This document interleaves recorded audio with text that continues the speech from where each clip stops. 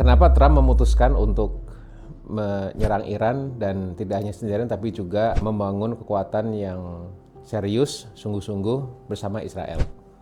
Amerika dan Israel di masa Trump ini memutuskan untuk menyerang Iran secara sepihak, tidak perlu bicara dengan berbagai macam pihak, apalagi harus meminta persetujuan multilateral seperti PBB. Ini sebuah problem puncak sebenarnya, bahwa apa yang diputuskan oleh Trump untuk menyerang Iran ini menjadi sejarah dari ketika Trump memimpin Amerika di periode pertama, di mana sejak awal Trump dan juga Israel punya agenda untuk mengintegrasikan Israel ke dunia Islam dan dimulai dari Timur Tengah. Itulah di periode pertama Trump waktu itu dibantu oleh anak mantunya itu, yaitu untuk membuat kesepakatan Abraham Accords, di mana negara-negara Timur Tengah, Maroko, negara-negara Teluk juga termasuk, itu memulai untuk melakukan normalisasi hubungan diplomatik dengan Israel dan mengakui kedaulatan penuh Israel dengan apa? Dengan timbal balik transaksi, yaitu masalah-masalah ekonomi, masalah teritorial negara-negara yang mengakui Israel dalam Abraham Accords ini akan didukung sepenuhnya oleh Amerika atau oleh Trump. Nah, dari situ kemudian berpuncak pada Februari ini Trump memutuskan untuk menyerang Iran. Mengapa Iran yang diserang? Karena di kawasan Timur Tengah ini Iran maupun beberapa kelompok perlawanan yang didukung Iran selama ini, baik di Lebanon, baik di Palestina, di Gaza khususnya Hamas, itu dianggap tidak akan melancarkan, memuluskan rencana yang menjadi ide dari Trump dan juga Israel, yaitu untuk mengintegrasikan Israel ke dalam dunia Islam dan dimulai dari Timur Tengah. Maka dari itu ketika Iran selalu diminta untuk berunding untuk suatu hal yang jelas Iran itu sudah tidak menjalankan, yaitu tuduhan punya nuklir, ya, maka selalu itu yang kemudian dirancang oleh Trump maupun oleh Israel bahwa Iran ini sudah pasti punya senjata nuklir, ya. Dalam konteks ilmu hubungan internasional ini namanya sekuritisasi, ya. Jadi sesuatu hal yang tidak ada di-create sedemikian rupa supaya orang percaya bahwa ada loh ancaman eksistensial yang namanya Iran bagi Zionis Israel, ya. Ini juga kepentingan untuk mengintegrasikan Israel ke dunia Islam, dan ini menjadi bagian dari agenda utama Trump ini. Karena apa? Karena para Zionis ini di Israel maupun di Amerika itu juga memang menguasai politik di Amerika Serikat, ya. Tidak ada presiden Amerika siapapun manapun, baik yang laki maupun perempuan, baik yang white Anglo-Saxon maupun non-white Anglo-Saxon yang di Amerika, itu tidak memihak agenda Zionis dunia ini, terkhususnya di Timur Tengah.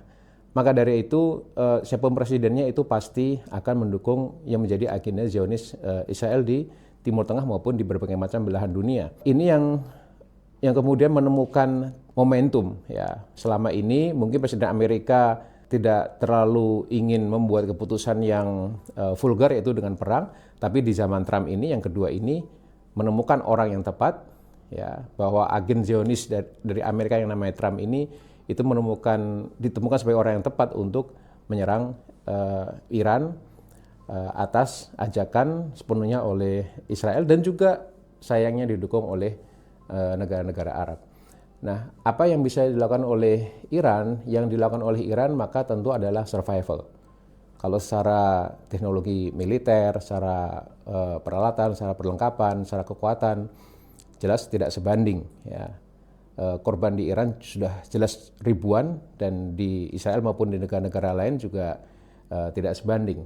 Tetapi secara survival tujuannya mungkin tidak menang, tapi tidak kalah, ya. Jadi apa yang akan dilakukan Iran adalah ketika sudah semakin brutal serangan yang dilakukan oleh Israel maupun Amerika ke tanah Iran ini, maka yang dilakukan Iran adalah yang paling minimal itu adalah ikut menghentikan perekonomian dunia, ya.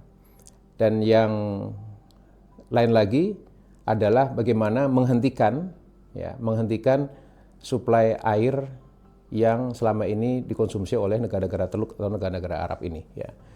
Ini sebuah perhitungan strategis bagi Iran, dan Iran sudah menyiapkan diri tidak akan berperang dalam jangka waktu yang pendek, sementara mungkin Amerika Israel pengennya segera selesai. Ya. Dan ini tentu sebuah hal yang akan kita saksikan mungkin tidak sebentar, konsekuensinya akan panjang, dan yang akan kita lihat adalah politik global maupun terutama di Timur Tengah yang sepertinya sangat-sangat tidak bisa lagi kembali seperti sedia kala. Bahkan ini momentum bagaimana Timur Tengah maupun politik dunia ini akan mengalami perubahan yang sangat fundamental. Ini sebuah kejadian di bulan Ramadan yang cukup menyaksakan dan juga menyedihkan buat kaum muslimin sedunia ya, di bulan suci, tetapi kemudian dikotori oleh peristiwa-peristiwa jahat dari Trump maupun juga dari Israel di Iran ini. Dan sudah semestinya ini menjadi panggilan untuk kita semua umat Islam untuk punya kepedulian yang lebih tinggi, untuk punya refleksi, untuk punya otokritik juga bahkan kepada diri kita sendiri, bagaimana kita ini melihat masalah-masalah dunia yang impact-nya itu langsung maupun tidak, itu pasti akan menimpa kita sebagai umat Islam. Impact yang tidak langsung katakanlah, bahkan mungkin sudah langsung, itu adalah apa yang terjadi di Iran, itu punya impact pada ekonomi dunia, dan sangat-sangat mungkin impact-nya sebentar lagi mungkin kita rasakan, baik itu pada harga minyak maupun harga pangan maupun harga material-material industri gitu. Dan itu baru salah satu dari impact yang bisa kita rasakan. Belum lagi sebenarnya soal bagaimana nasib umat Islam sedunia itu sendiri ya. Selama ini kita terpecah-pecah ya. Kita punya asumsi keyakinan bahwa umat Islam sedunia itu adalah satu tubuh, tapi faktanya nyatanya kita ini susah sekali untuk kemudian punya sikap bersama ya. Dan sikap politiknya pun negara-negara sebagian besar Muslim itu juga kemudian tidak padu dan lari sendiri-sendiri. Nah, yang ingin saya katakan juga pada kesempatan ini adalah bahwa Iran atau kawasan Timur Tengah ini menjadi sebuah kawasan yang memang akan menentukan nasib ekonomi dunia. Ya. Kembali ke efek perang di Iran ini adalah bahwa jika negara-negara Teluk ini ya, masih tetap akan melayani kepentingan Amerika Serikat ya, dan juga Israel melalui normalisasi tadi itu, maka yang dilakukan Iran adalah sumber-sumber ekonomi dunia yaitu minyak itu pasti akan mengalami disrupsi ya.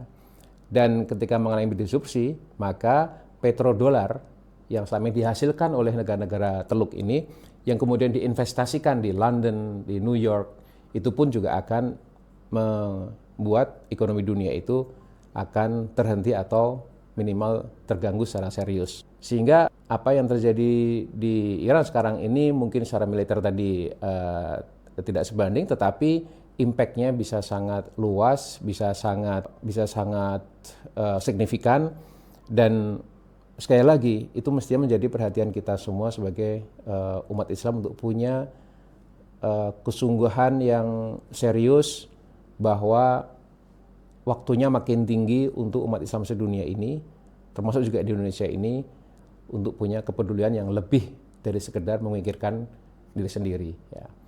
Dan apapun yang kita lihat sekarang ini sebenarnya bukan soal Amerika atau Israel menyerang Iran, tapi sebenarnya yang terjadi adalah penyerangan terhadap dunia Islam. Ya. Kalau Iran ini tumbang, maka yang sudah disebut berikutnya adalah Turki, yang kemudian disebut berikutnya adalah Pakistan. Tidak mustahil jika negeri-negeri Muslim tumbang dan kita tidak peduli, maka negeri lainnya yang paling dekat dengan kita, misalnya Malaysia pun, itu juga bisa masuk pada rencana perusakan oleh Amerika maupun Zionis Israel ini. Ya. Dan ini suatu hal yang mestinya tidak harus menunggu rusak baru kita punya kesadaran.